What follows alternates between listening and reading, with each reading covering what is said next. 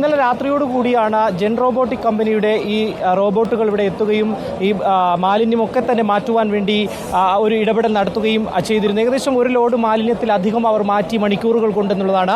ഇന്നിപ്പോൾ അവരുടെ gen robotic സംവിധാനം ഉപയോഗിച്ചുകൊണ്ട് അവരുടെ ഡ്രോൺ സംവിധാനമാണ് അത് ഈ കനാലിലൂടെ കടത്തി അകത്തേക്ക് വിട്ടിട്ട് അതിൻ്റെ ദൃശ്യങ്ങൾ ഈ മോണിറ്ററിലൂടെ നമ്മൾ ഈ ദൃശ്യത്തിൽ കാണുന്ന മോണിറ്ററിലൂടെ കൃത്യമായി തന്നെ ജഡ്ജ് ചെയ്യാൻ വേണ്ടി കഴിയും, വെരിഫൈ ചെയ്യാൻ വേണ്ടി കഴിയുമെന്നുള്ളതാണ്.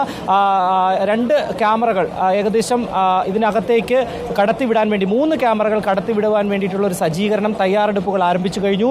ഈ മാലിന്യം മാറ്റിയതിനു ശേഷമായിരിക്കും ഈ ജെൻ റോബോട്ടിക് സംവിധാനത്തിലെ ക്യാമറ അതിനുള്ളിലേക്ക് കടത്തിവിടുക. അതിനുശേഷം ആ ദൃശ്യങ്ങൾ കൃത്യമായി മോണിറ്റർ ചെയ്യും. അതിനുശേഷമായിരിക്കും NDRF അല്ലെങ്കിൽ സ്കൂബ ടീമിലോ ഉള്ളവർ അകത്തേക്ക് ഇനി പ്രവേശിക്കുക എന്നുള്ളതാണ്. പക്ഷേ നമുക്ക് ഏകദേശം ഈ ദൃശ്യത്തിൽ കാണാവുന്നത് പോലെ ഒരു കോൺക്രീറ്റ് പാളിയാണ് നിലവിൽ നമുക്ക് കാണാൻ വേണ്ടി സാധിക്കുക.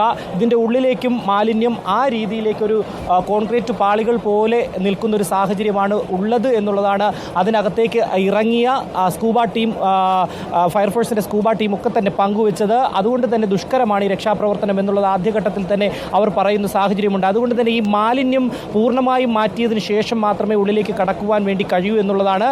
നിലവിലിപ്പോൾ ഭാഗികമായിട്ടെങ്കിലും ഇന്നലെ തന്നെ ഏകദേശം 8ഓളം ലോഡ് മാലിന്യമാണ് ഇവിടെ നിന്ന് മാറ്റിയത്. അതിനുശേഷം ഇന്നും രാവിലെ മുതൽക്ക് തന്നെ ഇന്നലെ 24 മണിക്കൂറും ഈ മാലിന്യം മാറ്റുന്നതിന് വേണ്ടി നഗരസഭയുടെ വാഹനങ്ങൾ, ജീവനക്കാർ, JCB ഉൾപ്പെടെ ഇവിടെ ഉണ്ടായിരുന്നു എന്നുള്ളതാണ്. അതിനുശേഷം ഇന്ന് പുലർച്ചെ വീണ്ടും ഈ മാലിന്യം മാറ്റുന്നതിന് വേണ്ടി NDRF സംഘം 6 മണി മുതൽ പ്രയത്നം ആരംഭിച്ചിട്ടുണ്ട് എന്നുള്ളൊരു കാര്യം കൂടി നമ്മൾ കൂട്ടിച്ചേർക്കുന്നു.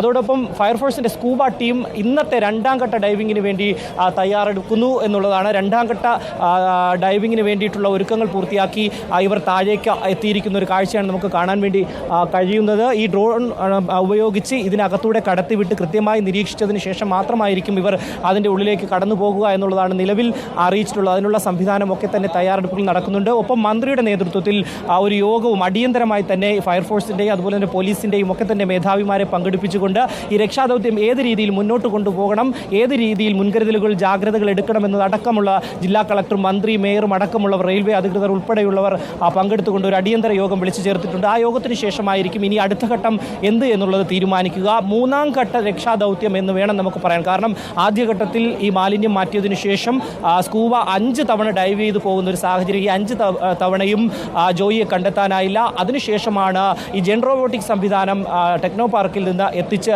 ഒരു പരിശോധനയും ഒരു പ്രയത്നവും നടത്തിയത്. അതിലും ഫലം കണ്ടില്ല. 2ാം ഘട്ടം അവസാനിച്ച് ഇന്നലെ ദൗത്യം മാറ്റിവെക്കുന്ന ഒരു സാഹചര്യം തുടർന്നാണ്